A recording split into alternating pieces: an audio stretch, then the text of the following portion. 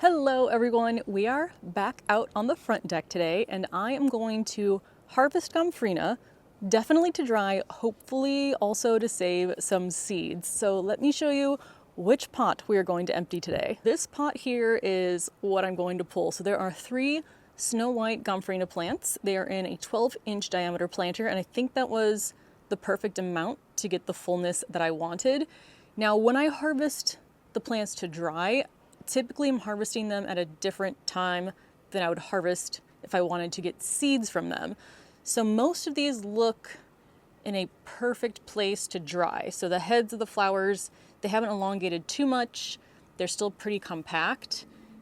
When you want to harvest the seeds, I'm trying to look, here's a better one here. You want to harvest the seeds, you kind of want to see something that looks like this, where it's browned a little bit on the plant and it has elongated more. So we'll see if I can find some seeds in there.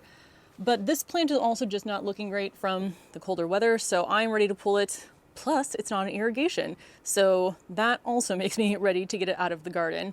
I also feel less bad pulling plants when I know I'm going to use them inside. Now these I do need to empty out, but I don't feel like emptying them out right now because I still love how my flower cart looks. So we're gonna leave those until they look absolutely terrible. Now, Gomphrena can be messy. It's probably one of the messiest plants in the garden. And when I was making a mess over on the back deck, someone recommended using a tarp. Now, this is not a tarp. I do have tarps, but this is a small potting mat that I've also used to paint on. So this I'm going to put down here and then trying to think if it's better to wheel the plant on there. I think that's probably gonna be the best bet. Or you know what, no, I'm just gonna pick it up and set it down. There is some of the Thumbergia growing onto it, but not too bad. Now I'm just gonna chop off the Gomphrena stalks. I'm gonna put them on the table for now, and then I will work on stripping the leaves and figuring out which ones I can dry and which ones I can potentially get some seeds off of. I don't need too many seeds, luckily, because I don't have a lot of space. So I would rather have more that I can dry than I can save for seeds. And I think I'm gonna leave the root, oh my gosh. I forgot I planted a strawberry plant in here. It still looks green. It didn't produce anything. So I'm gonna leave that in there because I can usually overwinter them and they'll come back. I was saying though, I am gonna leave the root ball in here anyway to use as insulation for plants I'm overwintering out here, but now I have a strawberry plant in there. Not as much of a mess as I expected, honestly. So let's put this pot back up here and scoot you over there. I think what I'm gonna do now is leave that down there. And when I dry them, I like to have as many just single stems as possible. So let's see how my plan works. That one is not worth saving, so I'm just gonna chop that off and let that drop down there. This one is worth saving, so I'm gonna remove all the leaves. You can leave the leaves on if you want. They don't look very pretty when they're dried. The flowers stay basically how they are here, maybe a slight difference in color, but not much. But the leaves just look like dead curled up leaves, and they're much harder, in my opinion, to remove once they're already dried on the stem. So that's why I like to dry these now. We'll toss them on that chair. We'll keep working on this main stem. It should get pretty repetitive, so I'll probably speed up at some point. These, probably not gonna be able to get seeds from, but I'll keep them just in case. Seed pie will be here. There are definitely some of these that I can harvest to dry. So just like that, this one is not a single stem because there are so many flowers coming off of it, but there's at least one main stem with 4 different flowers. So this is what I'm gonna go through. So I'm just going to keep going through that process, putting my piles aside for either seed saving, drying, or going to go as garden waste. And it's gonna be the same thing over and over again. So I'll probably speed through this and then I will show you what I do for drying and seed saving.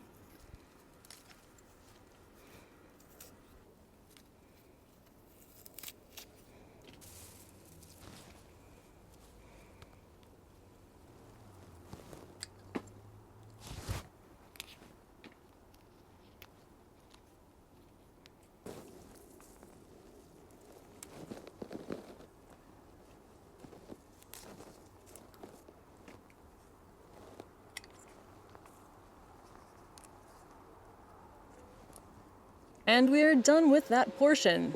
The largest bundle is the waste, so a lot of them were kind of that in between where I don't think they were ready to harvest seeds, but they also weren't looking pretty anymore. I definitely did not stay on top of harvesting as regularly as I do. And then this is what I'm going to bring in. So I have 2 bundles there that I'm going to dry, and then those are the ones that I'm going to attempt to save some seeds. So let's go ahead and bring these inside. No, I did not do a costume change for the video. It is actually a new day because I ran out of time after harvesting all of the Gomphrena. I know that it looked like it was only a few minutes, but it takes a while to cut all the stems and strip all the leaves. So what I'm going to do today is first I'm going to wrap up the 2 bundles that I have to dry. We'll get them onto the curtain rods, and then we will get into the seed saving. As I'm bundling these up, one thing about Gomphrena that you might not know is that it is actually edible. I have eaten it in the past. I made tea with it as well. It doesn't really taste like much to me. Like, it's not something I would grow just to eat, but what I really like it for is to use as botanical sprinkles. So, I mean, maybe not the Snow White because it's not the most fun color, but if you're decorating cookies or a cake and you want a botanical theme, if you have a bunch of colorful Gomphrena bracts lying around, those are going to be really pretty as some sort of botanical sprinkle. Now, again, they don't taste like much either way, so it really won't affect the flavor of whatever it is that you put them on, but it's a way to make them really pretty. In fact, do I still have a jar? I don't know if I have my jar anymore. Nope, I must have used it all. Now, there are a lot of other flowers you might be growing that you don't know are edible. I've gotten into the habit of just Googling, is XYZ plant edible? Zinnias are edible. I feel like they have slightly more of a flavor than Gomphrena, but still nothing that would make me want to eat it. I just learned that dahlia tubers are edible, and you can actually cook them very similarly to potatoes, and I think they used to be grown as a food crop, so that's very interesting. Hostas are grown as a food crop, so I would say, based on whatever you're growing in your garden, just do a quick Google search on if it's edible, and probably more flowers than you expect are. So I have my 2 bundles here. I'm going to put them to the side for now, and then we'll see how many seeds we can get from the Gomphrena. This is the Gomphrena that I'm going to attempt to get seeds from. Honestly, I maybe should have left these on the plant a little bit longer because you want them to completely dry out on the plant. That way the seeds are mature, and I believe I read if you wait for them to completely dry, it's a 90% germination rate. But when I'm also harvesting to get things to dry, again, those usually happen at different times. Also, these are technically not petals. They are bracts, which are a little bit different. They're actually a modified leaf, and inside of the bract is the true flower, which is the fuzzy part. So the bracts are there to protect the flowers. I also like to work on some sort of surface. Usually I'll try to get either a white piece of paper or a white paper towel. Most of the time, it's easier for me to see the seeds, but since we're working with, well, I guess they're more brown now with the white petals, I think the seeds are also going to be pretty white as well, but this way at least I'm keeping them contained. And I think I see here already a few that have fallen off. Let's see how close we can get in here at this little Gomphrena bract. So if I take off the bract, inside here, that is the Gomphrena seed, sort of. So actually the fuzzy part, like I said, is a true flower. So the seed is technically inside of the fuzzy part. I have read both ways that you can either save them with the fuzzy part on them, which is easier, because then you can stop at this point, or you can take the seed out and the seed is very tiny.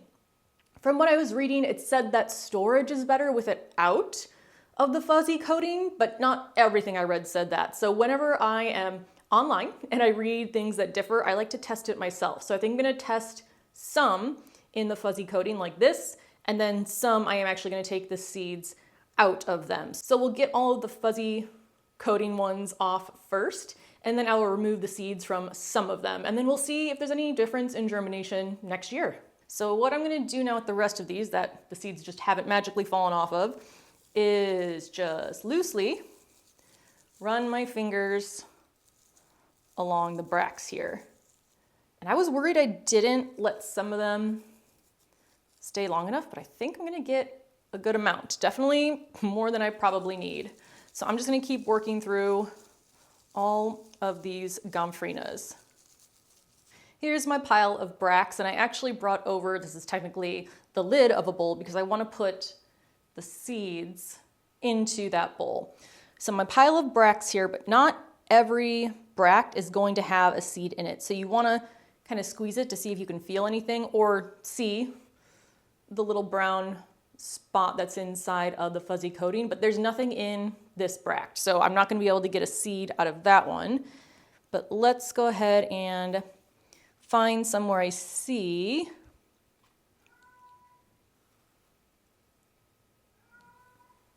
that spot. So this one, the bract's actually already coming apart. So it'll be pretty easy to take that seed out and add it to my bowl. Here's some more where you can see the fuzzy part in there is already coming apart from the bract. So we'll get some more seeds. I wonder if you can hear my cat yelling, "Up here, Penelope! Up here!" All right, well, I'm gonna keep looking through this, probably give my cat some rubs, and then I will catch back up with you once I have the seeds that I want to save in this bowl. You're a good girl.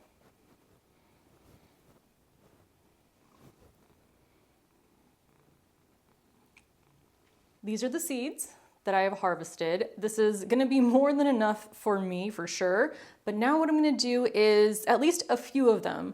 I wanna get the seed out of the fluffy coating, and then I will do my own experimentation. Now I will say, from my past experience, Gomphrena seeds do take a little bit longer than the rest of my seeds to germinate, and they grow a little slower too, so I start these about 8 weeks before our last frost date. But also, soaking them for 24 hours before planting helps germination.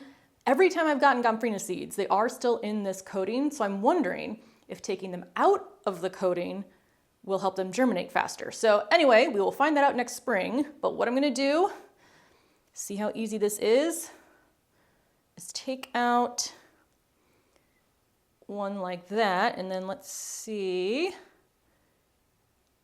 if we can get to the seed inside of it. So there is the seed right there, which is super tiny. I might only do this with maybe 4 other seeds because it really is easier to just keep them inside of the fluffy coating, but I still want to have a little bit of something to experiment with. And I'll put them all in the same envelope to store them since they all are the same variety, and I'll be able to tell which ones are in the fuzzy coating and which ones aren't. So let me get the rest of them out that I want to get out.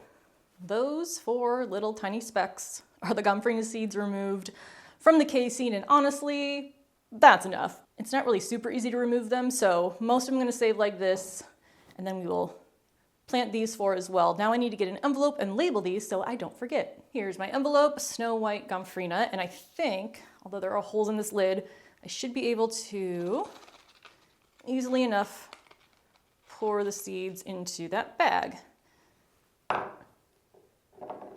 Get the little fuzzy ones that are stuck, and then let's get these little tiny guys in here as well.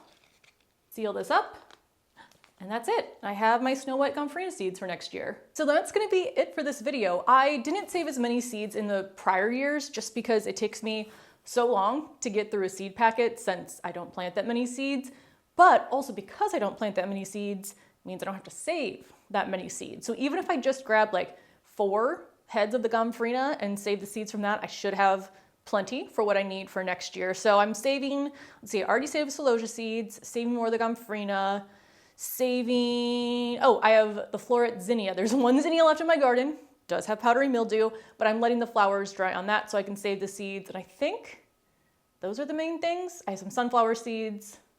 Yeah, I'm not sure what else I have. I think those are the main ones, but I still have so many seed packets left over from previous years, more seeds than I have space for, and yet somehow keep buying more seeds. So that's gonna be it for this video.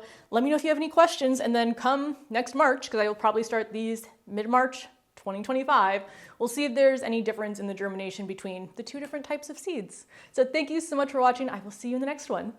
Bye.